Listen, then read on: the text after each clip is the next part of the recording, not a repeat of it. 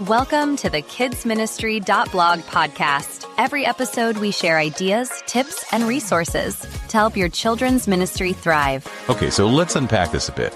Have you ever wondered why people stop volunteering? Like dedicated people. It's often not really, because the work itself is hard, or the task's too much. Today, we're doing a deep dive into this really fascinating piece from a kids ministry blog.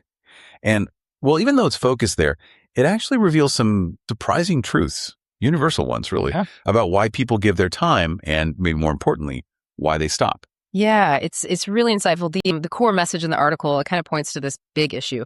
Volunteers often feel invisible. They're not quitting because they're tired, physically tired anyway. It's more about feeling unnoticed, overlooked, simply unappreciated sometimes. So our deep dive today is going to look at these 6 powerful ways, actual strategies to genuinely see people, appreciate them, and, keep those dedicated folks around who make so much happen. Right. And the author, they share this story from their own experience. They almost lost one of their best volunteers. And it was because she just, nobody noticed. Right. That must have been a huge wake-up call. So what was their first breakthrough idea? Instead of just another email blast that probably doesn't get read or some generic thank you, they started sending short, personalized videos. Videos. Okay, so that raises the question. Why videos specifically? Well, it seems to be about delivering that really specific personal recognition, something that cuts through all the noise. Just think about it, right? A volunteer gets this video, maybe saves it. It's you saying, "Hey, Sarah, wow, I saw how you handled that meltdown today. You were amazing. Honestly, your calm presence just changed everything." Yeah. That's something tangible, something that can maybe look back on when they're having a tough day. It gives this really impactful boost, a quick text. It just can't do that. It feels more like a real connection. Exactly. A real connection. Yeah. So, okay, they crack that code for personal recognition with the videos. Then the author tackles another common pitfall. Those obligatory thank you events? Yeah. The ones that kind of feel more like another meeting or just more work. Yeah, those. Their solution. Anything but obligatory. They started having actual parties. Think taco bars, maybe some ridiculous minute to win it games. Real fun. The kind that actually helps people connect. Mm-hmm. And what's often missed there, I think, is how these kinds of events build genuine community, not just, surface level friendships. When volunteers can actually laugh together and relax without some hidden agenda, just enjoy being around each other, that fosters a really deep sense of belonging. And that feeling that you're part of something bigger, where you're seen as a whole person, not just like a pair of hands doing a task, that's incredibly powerful for keeping people invested. Absolutely. And here's another big one they mention. Ditch the generic world's best volunteer mugs, please. The article really stresses giving gifts they'll actually like. The author literally started keeping notes, like what each volunteer loves. Maybe it's plants or Star Wars stuff, or maybe they mentioned wanting an air fryer. And get this, they gave one volunteer a used mystery novel, cost maybe $3, but it was by an author they knew she loved, and apparently she nearly cried because it showed someone actually saw her. Yeah, and that just powerfully shows that appreciation isn't really about how much you spend, is it? It's the thoughtfulness, the personal touch, remembering those specific little details about someone. That communicates such a profound level of care. It really says, I see you, not just the function you perform. Totally. Okay, another brilliant idea they put into practice was feeding them, but without making them work for it. So these are volunteer-only events. No agenda, just good food, hanging out.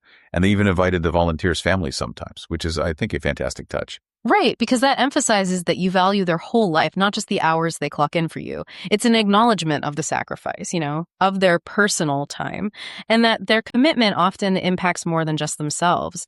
By including families, it shows you appreciate the support system behind the volunteer. It makes the whole thing feel more holistic.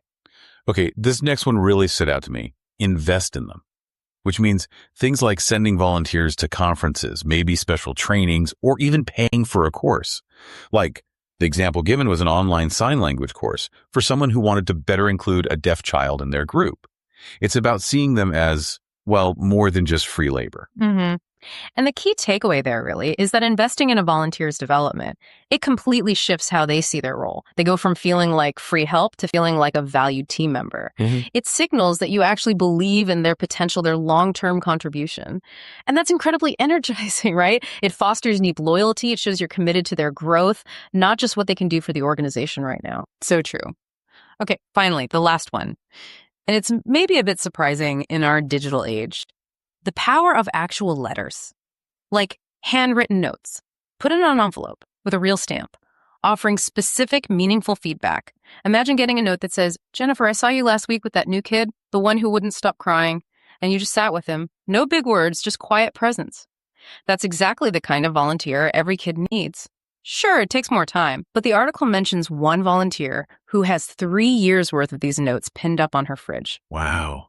Yeah, it's really insightful, isn't it? How something tangible, something so personalized like a letter can just cut through all the digital noise we're constantly swimming in.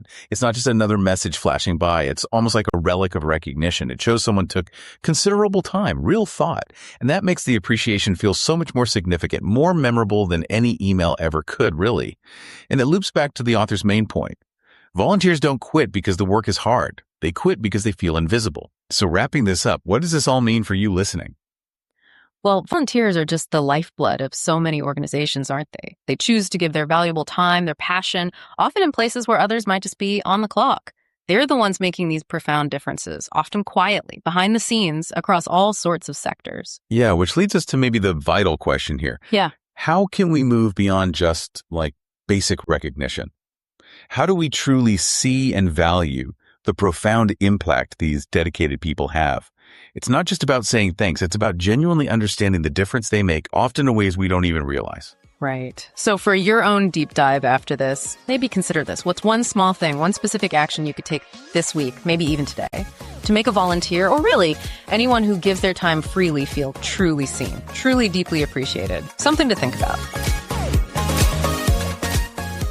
Thanks for listening.